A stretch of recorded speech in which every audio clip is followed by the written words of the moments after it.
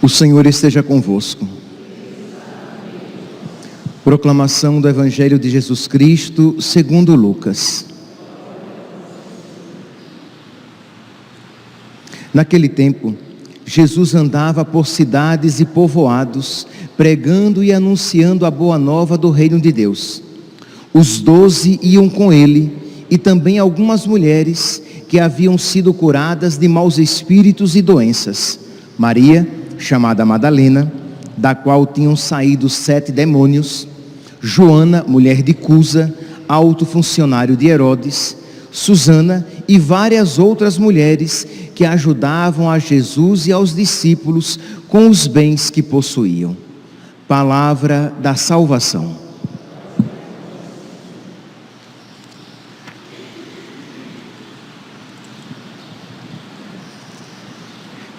Caríssimos irmãos e irmãs, temos a alegria de celebrar hoje 2 mártires, São Cornélio, que era papa, e São Cipriano, bispo de Cartago, na África, na mesma região, né, da qual futuramente sairia Santo Agostinho, né, aquela região da África. Pois bem, nós estamos aqui em meados do século III e uma grande perseguição está acontecendo, um período de perseguição aqui sob os imperadores de Décio e Valeriano. Neste período são eles que estão promovendo essa perseguição. E durante, meus santos, a perseguição, muitos cristãos perseveraram, se mantiveram na fé, mas também alguns, e não poucos, abandonaram a fé. Meus irmãos, ninguém gosta de sofrer, mas o sofrimento ele vai mostrar de que quilate nós somos. O sofrimento, né, o cadinho da humilhação, ele nos purifica e vai mostrar a nossa envergadura, o nosso verdadeiro amor. Vai fortificar em nós o amor a Deus e nos capacitar a atos maiores de amor, e vai nos capacitar a que permaneçamos de pé quando outros sofrimentos vierem. Então nós, nesta Santa Missa, já desde o início, somos chamados a pedir a Deus a graça de saber sofrer, de sofrer como cristão, porque não são poucos que diante do sofrimento perdem a fé, metem os pés pelas mãos, se desesperam, adoecem física e psicologicamente. Por quê? Porque não sabem sofrer, isto é, não sabem se configurar a Cristo naquele sofrimento, mesmo enquanto procura resolvê-lo, para aqueles problemas que têm solução. Então, vai procurar resolver. Enquanto não consegue a resolução, vai se configurando a Cristo, vai oferecendo por aqueles que não sabem sofrer, vai oferecendo pela conversão dos pecadores, vai fazendo daquele sofrimento uma ocasião para se configurar a Cristo crucificado, vai se fortificando espiritualmente para os próximos embates e combates espirituais. Então nós precisamos aprender a sofrer, porque no mais das vezes a nossa postura é: quando vê o sofrimento, eu quero dele me livrar o quanto antes. Repito, nós podemos e devemos procurar a solução para os nossos problemas, mas enquanto eles não vêm, nós vamos aprendendo outras lições. Pois bem, então a liturgia de hoje nos dá esta ocasião, e diz então que nesta perseguição sob Décio e Valeriano, os imperadores de então, muitos cristãos abandonaram a fé.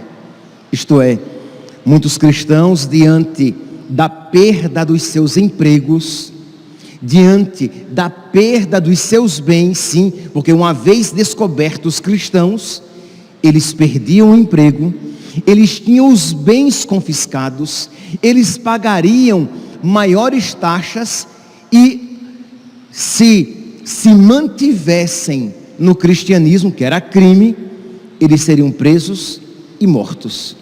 Então, diante disso, muitos já fortes na sua fé, preferiram a morte à vida.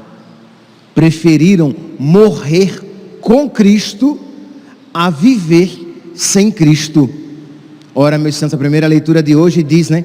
Olha, se Cristo ressuscitou dos mortos, como podem alguns dizer por aí que não há ressurreição dos mortos? Se não há ressurreição dos mortos, então Cristo não ressuscitou, e se Cristo não ressuscitou, vã a nossa fé. Se Cristo não ressuscitou, ora, nós vivemos a nossa fé simplesmente com olhos para as coisas deste mundo. Isto é, nós não esperamos uma recompensa final, nós não esperamos a ressurreição final, nós não esperamos a glória eterna. Por quê? Porque se Cristo não ressuscitou, vã é a nossa fé. Mas se Cristo ressuscitou, vale a pena tudo neste mundo perder por causa dele. E foi então por causa disso que muitos cristãos preferiram a morte à vida.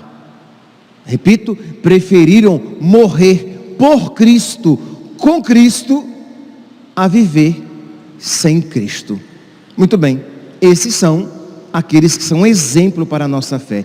Mas houve também aqueles que, no momento da dor, não souberam sofrer e sacrificaram, né? Ofereceram incenso ao imperador, adorando, reconhecendo-lhe a divindade. Sim, muitos, a grande maioria, apenas com uma atitude exterior, diziam eles: não, mas no meu interior eu ainda continuo cristão.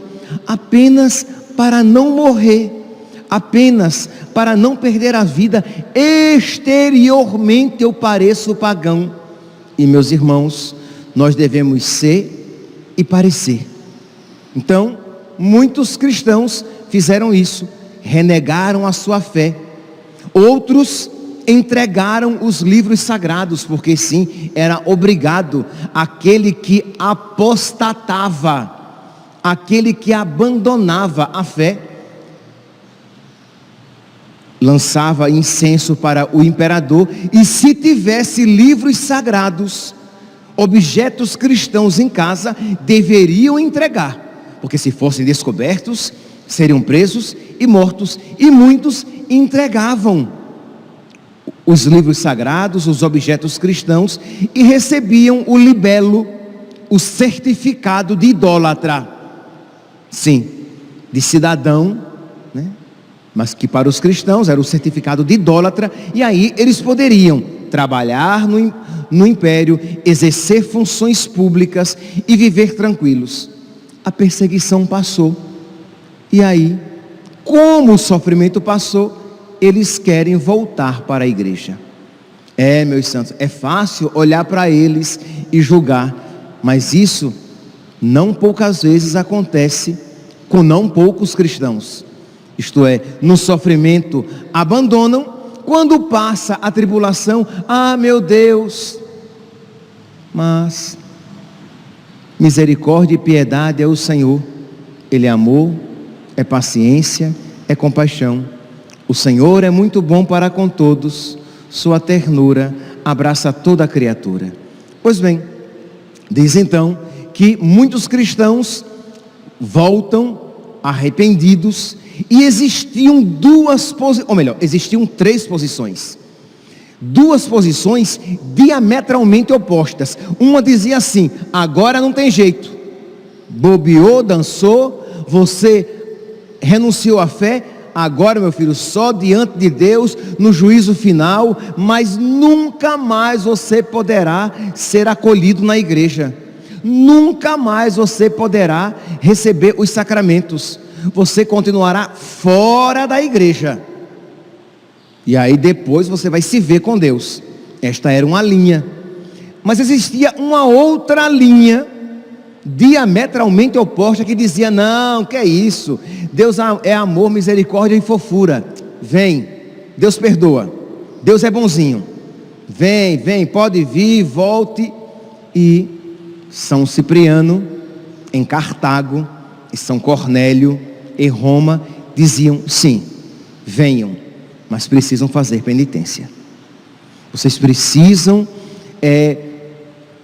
de alguma maneira, purgar o mal que vocês fizeram a si mesmos e aos outros, isto é, com o seu mau exemplo, aquilo que você fez e que espiritualmente causou um dano na vida dos outros. E, meus santos, isso que eu digo a respeito dos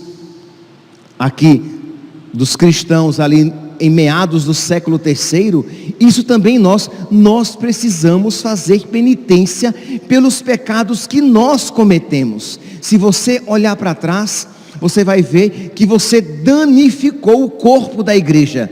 Você não é membro da igreja? Ora, se você pecou, você danificou o corpo da igreja, você causou um mal ao corpo da igreja. Se você hoje não é tão cristão, santo quanto você deveria ser, você causa um mal à igreja. Imagine que o meu coração não seja tão sadio quanto ele deveria ser. Só o meu coração sofre ou todo o meu corpo sofre? Imagine que um dos meus rins esteja comprometido. Ele funciona, mas ele não funciona tão bem quanto deveria funcionar. Só ele sofre ou todo o meu corpo sofre? Todo o meu corpo sofre. Ora, quando eu então peco, eu não apenas me causo mal a mim mesmo, mas causo mal a toda a igreja, a todo o corpo de Cristo. Então eu preciso fazer penitência, eu preciso então purgar, eu preciso então remediar, tentar de alguma maneira diminuir os danos causados em mim e nos meus irmãos. Então aquilo que era válido para os cristãos em meados do século III é válido também para nós. Nós precisamos, meus santos, fazer penitência.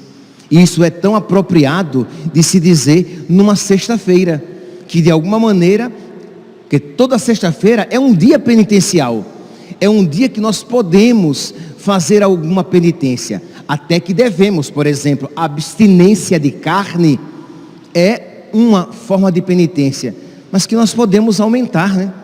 O problema, meus santos, é que nós somos tão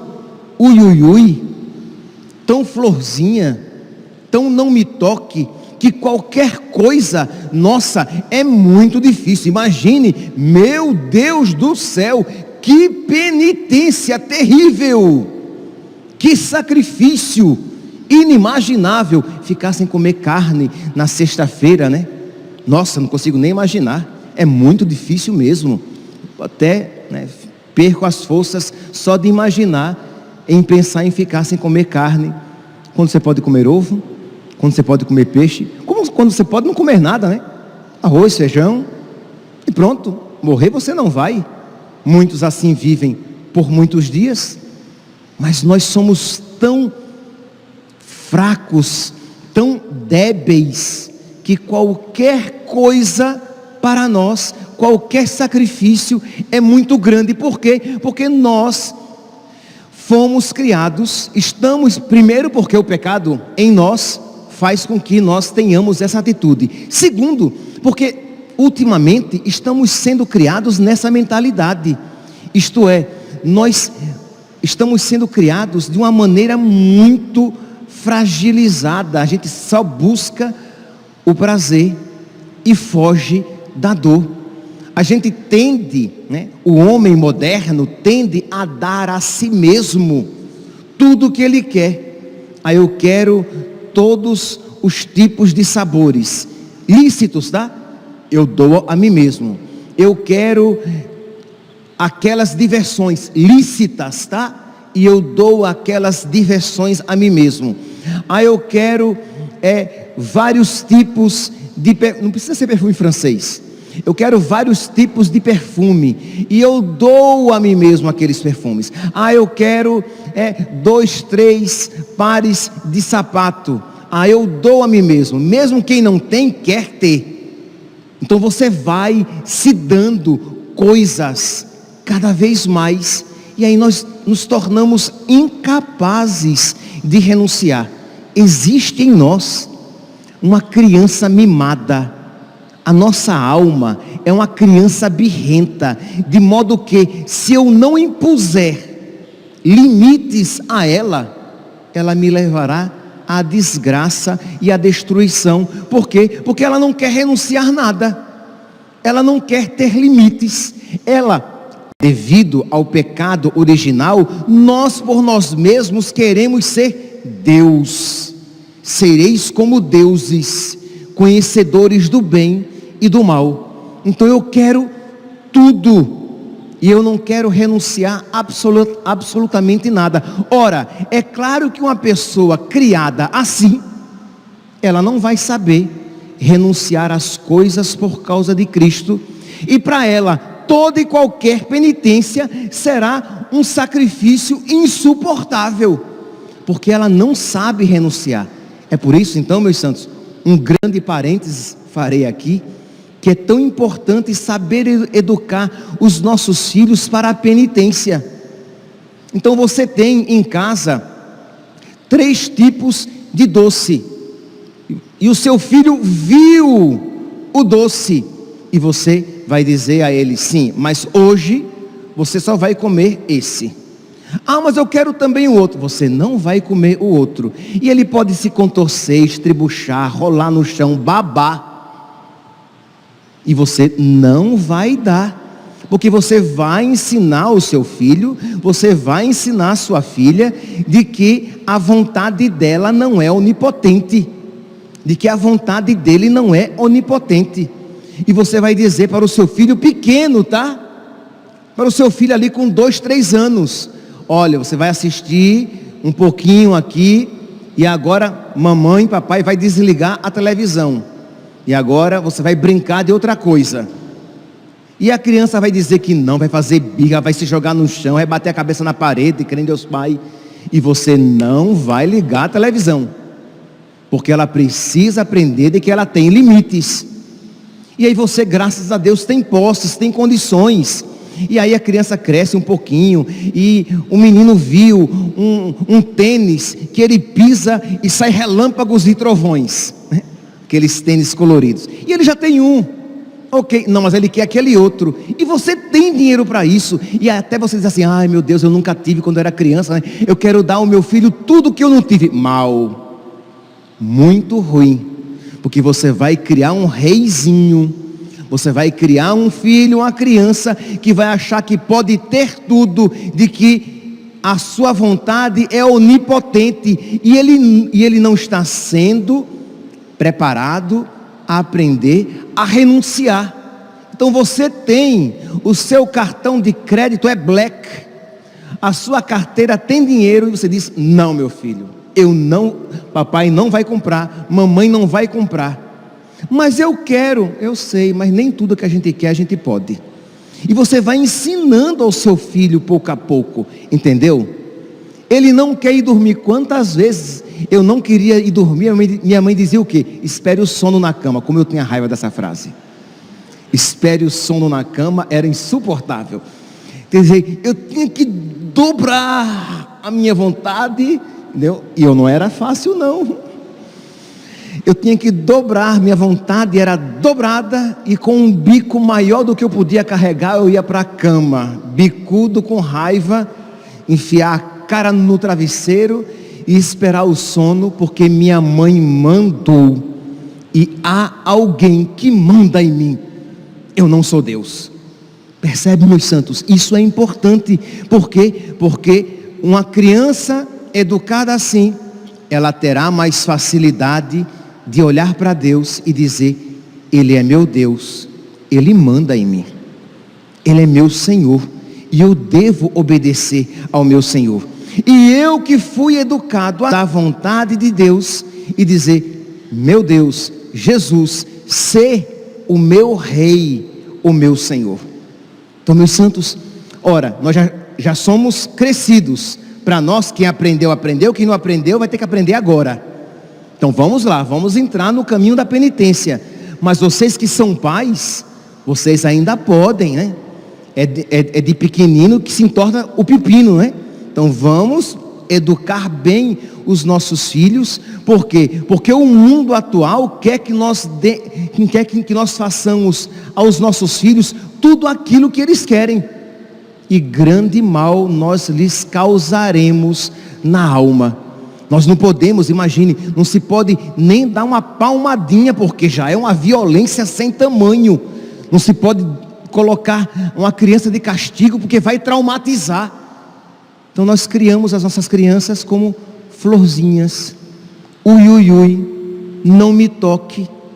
Tão frágeis, tão delicadas, que elas não têm estrutura para sofrer.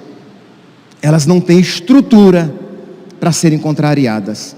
E aí quando vem a vida que nos faz sofrer, quando vem a vida que contraria as nossas vontades, e ela sabe contrariar, quando vem Deus que nos leva pelo caminho do sofrimento, e quando vem Deus que contraria a nossa vontade, se nós já fomos educados no caminho da cruz, nós iremos mais facilmente tirar daqueles sofrimentos e daquelas contrariedades frutos espirituais. Mas se nós não fomos educados, não nos educamos neste caminho, nós iremos nos rebelar, nos revoltar e a Deus abandonar, como aconteceu no caso aqui desses cristãos de meados do século III, que diante do sofrimento apostataram, abandonaram a sua fé. Peçamos, meus santos, peçamos a Deus que nos ensine a ser amigos da cruz. Peçamos a Deus que nos ensine a renunciar à nossa vontade. Peçamos a Deus que nos conceda a firmeza, a tenacidade espiritual de que precisamos. Mas rezemos, façamos penitência, pequenas penitências que sejam. O catecismo, nos números 1434, 1434 até 1439, vai falar 1434 até 1439. O catecismo vai falar de as múltiplas formas de penitência na vida cristã. Então vai falar sobre o jejum, a esmola e a caridade, que são formas de penitência.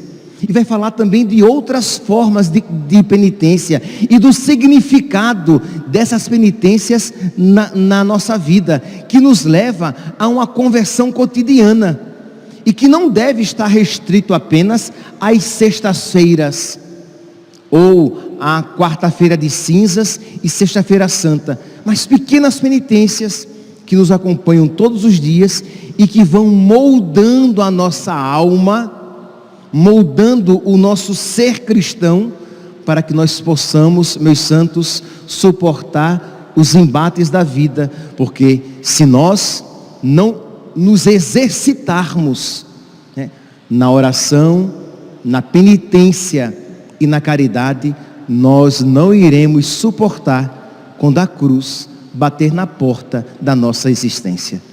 Que São Cornélio e São Cipriano, e que a Rainha dos Mártires, a Virgem Maria, que eles intercedam por nós, para que nós sejamos cristãos, cristãos de fibra, cristãos com a têmpera dos mártires. Louvado seja nosso Senhor Jesus Cristo, para sempre seja louvado.